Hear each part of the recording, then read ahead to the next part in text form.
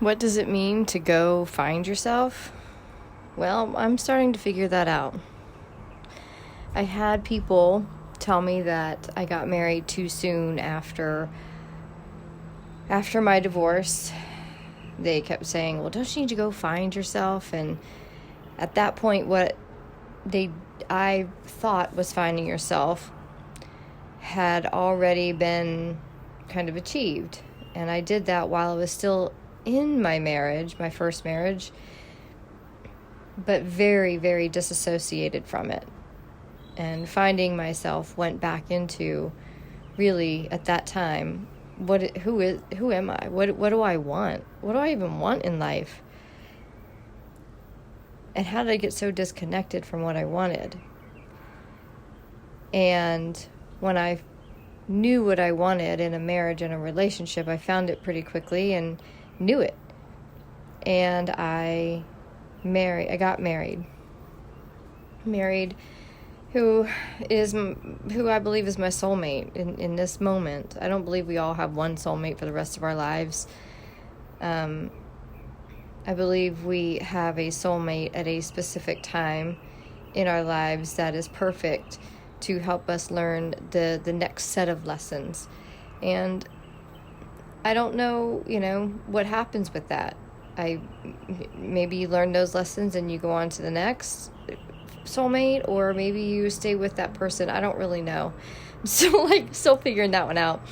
But in the moment, I'm married for the second time to my soulmate. And as I record this, I am on a 2-day hiatus from my soulmate. We're in a really big growth spurt. And what that means is we have an opportunity for growth. And growth, as we know, it's a little bit messy and it's uncomfortable. And when you work and live with your soulmate 24/7 becomes 24/7. There hasn't really been a break for us, and especially after maneuvering through this last year of really figuring out what we wanted as a couple and as a family, figuring out that what we wanted as a couple isn't what everybody in the family wanted, and maneuvering through that and what that looked like, and then going through the process of letting go of everything we owned and watching everything that we had worked for and carried through our lives go out the door with a new owner that was excited, but still there's a lot of grief at watching our possessions go out the door. We weren't ones that had a lot. At one point I did have a lot, and I got down to what I thought was not much. And in that moment, watching my possessions go throughout the door, there was a lot of grief as well, as I shed lifetimes of the things that lasted through many moves and many iterations of me. I let it all go. And he did too. And we got on the road and we put what we had left in our 4Runner, which isn't a whole lot. That takes a lot of gumption.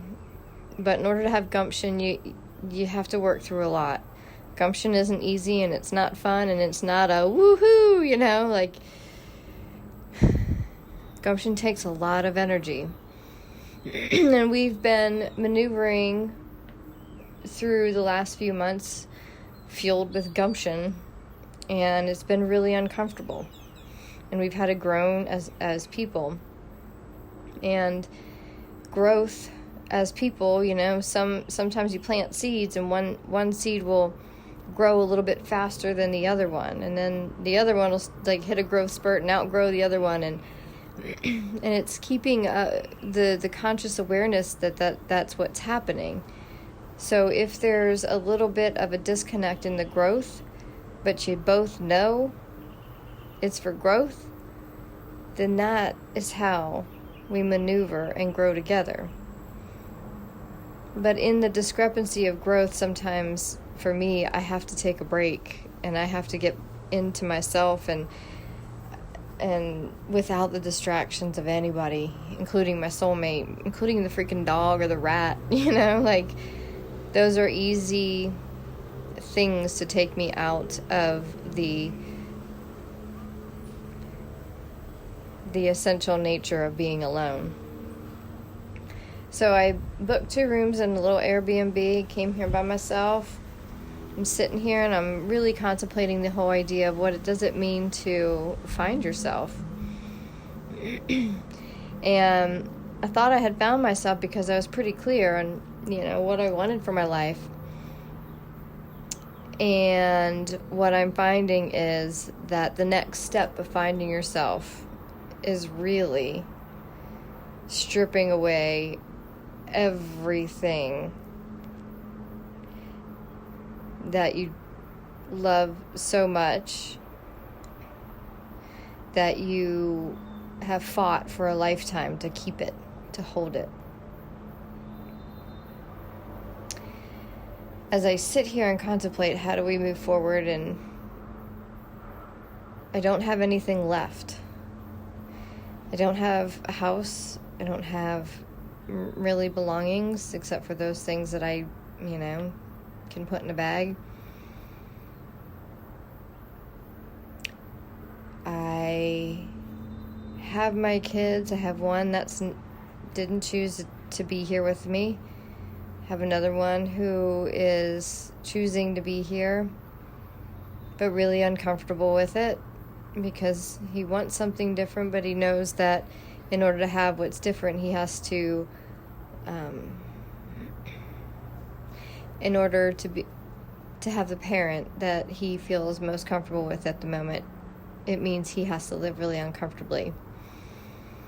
And I have to find myself, my own inner strength, to not sacrifice what I have now chosen for the comfortability of my son, who wants just comfortability.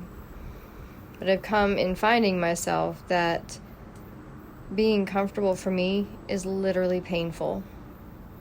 Being in the comfort of a day in and day out that looks the same, being in the comfort of the same home, the same schedule, is so goddamn painful. I can't do it anymore. And I'm finding that being in the discomfort is learning to be in the full expression of discomfort is really hard as well. And it's helping me find myself. Because if I can't go backwards and choose the comfortability of what I know, then I have to keep moving forward in the discomfort. And yet, by moving forward, I make it more uncomfortable and potentially painful for my son, both of them, and for my husband.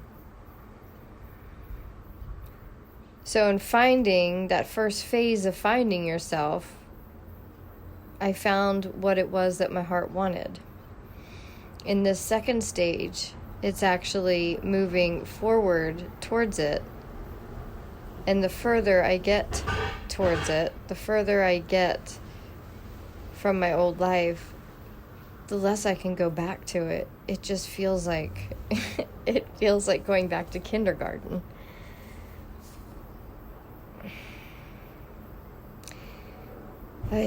And I'm at a crossroads, not really a crossroads. I'm at the point where I've stopped in my path ahead and have said, am I willing to keep going and risk losing both of my kids and having them go, live with family or the dad? Am I willing to risk losing my husband, who is finding that being in the discomfort of the unknown is painful for him? He's always had a known kind of life, and he is in the unknown, and he's painful. He's painful to be with, and he is in pain. So finding yourself, as I sat here, I'm like, wow, I'm really finding my true self. I know what that means, and it's really not as like exciting so at the moment as I thought it would be, because it means that there are some really big choices, and it's literally coming down to, am I willing to let go of everything that I have worked towards. I've worked towards being a really good mom, a healthy, emotionally wealthy mom. I've worked really hard at my career, and part of that was being a mom. Part of that was being a writer and a sharer of my experiences. Part of that has been being a daughter. I had to kind of step away from that and just choose to go silent in that role for a while, because that was not a healthy role that I was playing. So I had to let go of that. And that's been difficult. I've done my damnedest to make this life, to live it full out. And I have succeeded in some ways, and yet in doing that, it has shown me so much perspective. And my life experience, my perspective just keeps expanding and expanding and expanding and expanding, and my desires keep expanding. And it's not for wanting more to find happiness. It's because at each of these steps, I'm like, oh my God, I had no idea how amazing this is. I want more. I want to go even further into the amazingness, into the unimaginable. And the further that I go, the further I distance myself from the individuals in my life that like the comfortable. And that's a really lonely place to be. So I sit here for 2 days and I contemplate this. Is going further into finding my true self and living this life for me, is it worth risking it all? And at the other hand, if I say no, it's not worth it, I can't run back to comfortable, because I already done that. Comfortable is not for me. So yeah, and when I talk about transformation, or I talk about speaking your truth and finding your true self and your higher self, like it's not for the faint of heart in this world that we live in. It goes against every single thing that we have been taught and every single thing that we know. And we have become a people that need to know. They need to know. They need the information first. And finding your true self means you don't know anything first. You feel forward first. And then you know when you take that step. That's completely opposite in how we've been taught.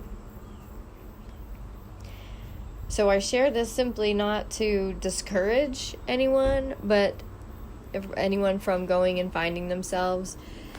But anyone who is on the beginnings of this journey and like, I'm going to go find myself. That sounds like a really fun eat, pray, love scenario. And wasn't that movie great? It had the happy ending. And I'm sure this stage of my life will have a happy ending. But the getting there part, when you set out on a journey and you really don't know the directions, you have to feel your way forward. That's when this shit gets real. And that's when it takes a lot of strength and boldness. And you've got to be really good with being alone, because even though I've got people all around me that live in my space, I'm pretty alone with where I am right now. Don't underestimate the journey. But don't not take the journey because you're afraid. Either way, there's going to be some pain involved. Either way.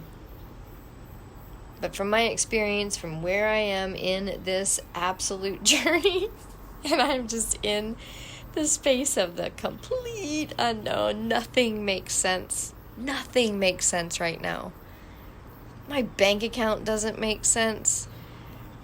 My living situation doesn't make sense. The country that I'm in doesn't make sense.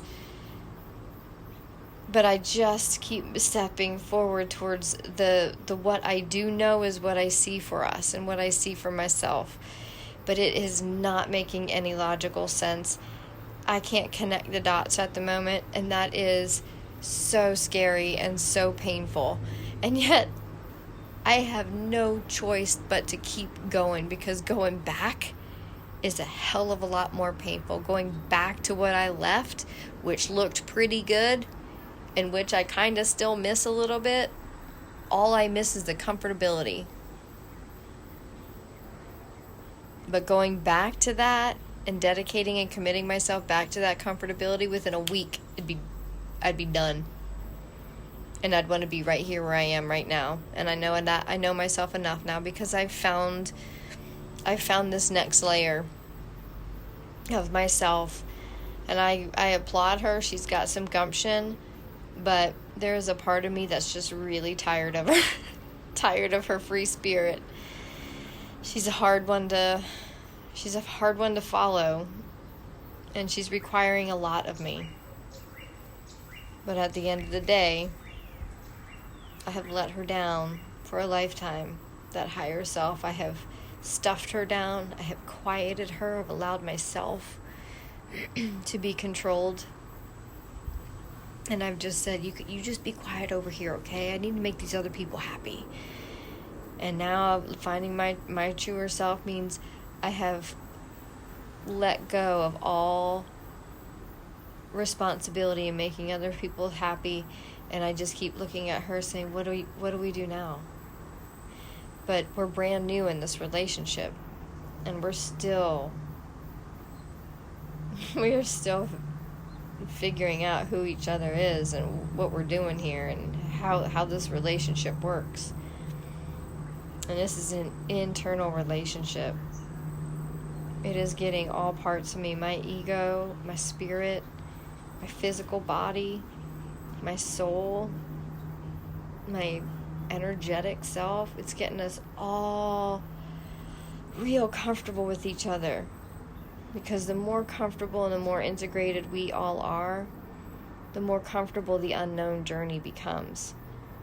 But I'm still organizing all that within. And it's a little bit uncomfortable, it's a little bit painful. And I want to share this journey as vulnerably as I can. Because it's all we've got, is to be truthful about this life thing. And we have been really deceived in what it is. And I just find that it's my job at this time to share this journey, because I am so in the thick of this. They can't go back and don't know where I'm going forward. It's a really exciting place, but it's also, it has taken me, it's pushing me to places I've never been consciously. And I know that means I'm expanding. And this expansion is really exciting and beautiful at the same time. So I want to share all of it. Thank you for letting me just ramble through this process that I'm in as I sit on this back deck on this place that I rented for 2 days, and I started contemplating this in my mind, and I was like, wow, I think other people might be able to use some of this. So here's what I've got for you, and that's what this message is. I love you, sweet soul. Thank you for being here and listening to my voice. Whoever you are, wherever you are, know that you're not alone. I love you.